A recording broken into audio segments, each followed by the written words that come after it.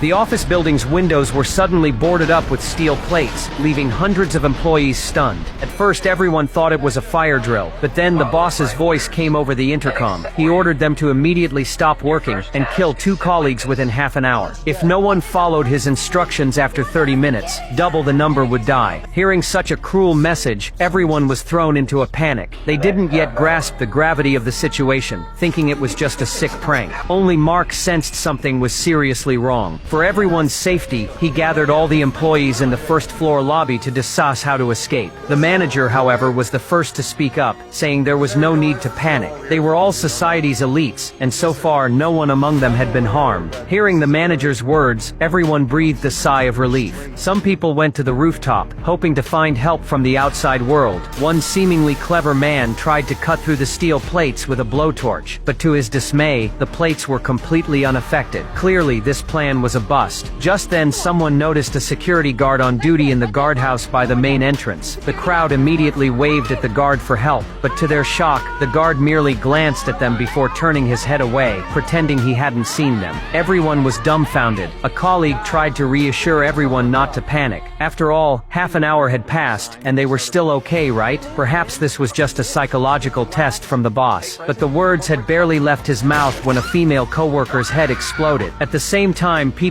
in the first-floor lobby also began to die. In an instant, the scene descended into chaos. Within moments, 4 people had died in quick succession. An observant man suddenly noticed something odd. Despite his subordinates' attempts to stop him, he went to examine the bodies. To his astonishment, he discovered they hadn't been shot to death but had died from self-detonation. Hearing the man's words, Mark suddenly had a realization. Before entering the company, they had all had a chip implanted in their heads. They had assumed it was to boost work efficiency, but they never imagined this chip would claim their lives. Realizing this, Mark immediately went to the restroom, intending to remove the chip from his head with a knife. But just then the intercom crackled to life once more. I hope by now we've demonstrated that we are blindly bluffing. This game is a real one. Each of you are two-sided. You can choose to follow our directives or not.